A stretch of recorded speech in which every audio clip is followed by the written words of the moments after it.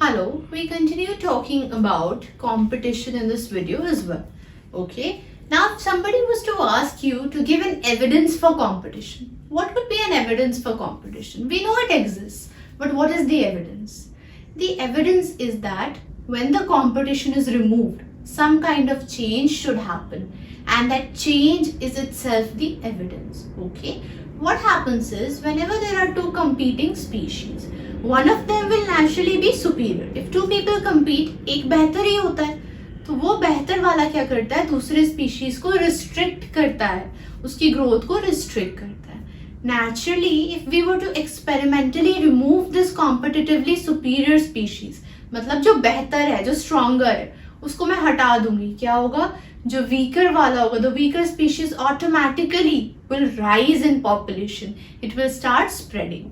This is the evidence for competition. There is a scientific term to name it. It is called competitive release. Okay, what is it called? It's called competitive release. What is competitive release? Like I told you, when a species is limited to a small area due to the presence of a competitively superior species, a rapid spread will be observed for the competitively inferior species when the other species is removed. Let's say there is a pond, okay? It has lotuses and it has water hyacinth. Water hyacinth spreads very rapidly. What it's going to do is, it's going to push the lotus to a side and ये water hyacinth quickly replicate करेगा और पूरे pond को cover कर देगा. Okay? So water hyacinth here is my competitively superior species. The lotus is going to be put to a side for a while. Now experimentally, if I was to remove this water hyacinth, the population of lotus would start coming to its normal. Okay, the lotus would again start spreading back in the pond. This is the example of competitive release. Now, here we note that a scientist called Connell did a very elegant experiment to demonstrate the same. What did Connell do? So he noted that in the rocky coasts of Scotland, there were two species of barnacles living. Naturally, I told you there would be a superior species and there would be an inferior species, competitively. The competitively superior species was called Balanus. These are both barnacles. Okay, and the competitively inferior species was called Chathamalus. This is the smaller barnacle. Barnacles are small creatures. They're pretty much like lobsters. They're also found on the back of whales. Okay, we'll look at that in another kind of interaction, but for today, they are barnacles. Okay, so the smaller one is restricted to the sides, and this bigger one dominates the shallow areas. So what he did was he experimentally removed this and saw that the smaller barnacle was rapidly spreading now. So this is an experiment to illustrate the phenomena of competitive release. Now let's talk about Gause's competitive exclusion principle. Okay, Gause, why? Because it's the name of the scientist who gave this principle. He was a famous person who gave many principles in this field. Okay, competitive, related to competition. Exclusion. What does exclusion mean? Exclusion means exclude करना. Include का opposite क्या हुआ? Exclude. Exclude is to put out, to throw somebody out of somewhere. To separate someone is to exclude. किसी को बाहर निकाल देना. Exclusion. Okay, that is why and principle.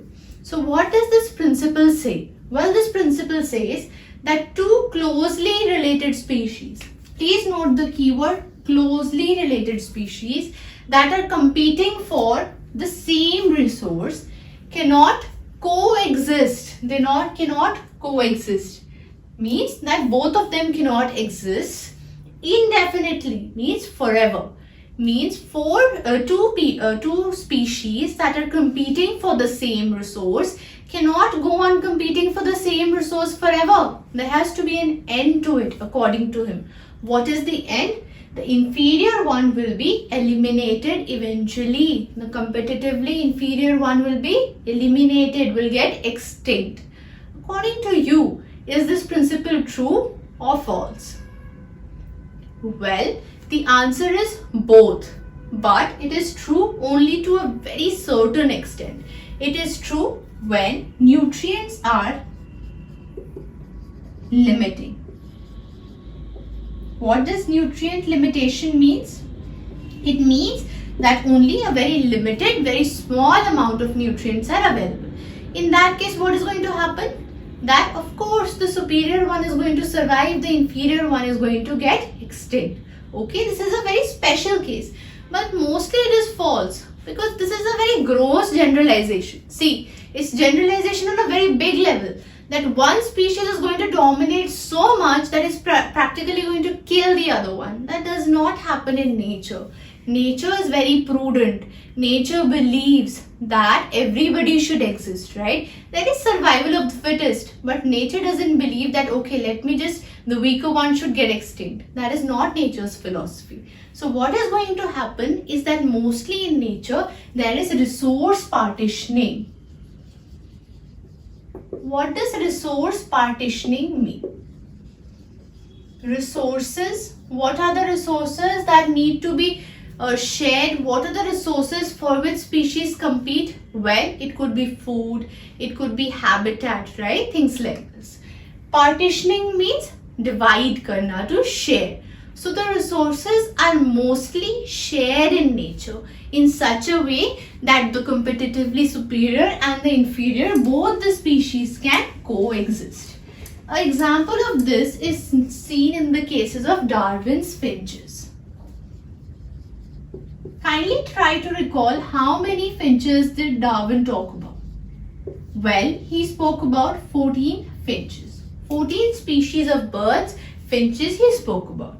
They lived on the very famous island of Galapagos.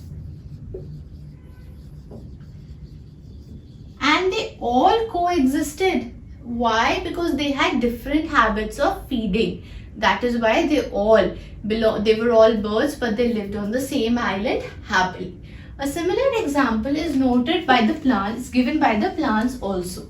See, plants send their roots to different lengths, okay? Some might absorb from the top humus layer, while some might go deep into the aquifer.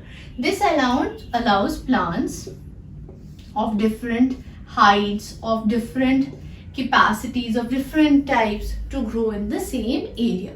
This is by resource partitioning. They are partitioning the resource of water. They're also partitioning the soil. So this is what happens in nature. This was all about competition. Now in the next video, we're going to talk about another such interaction.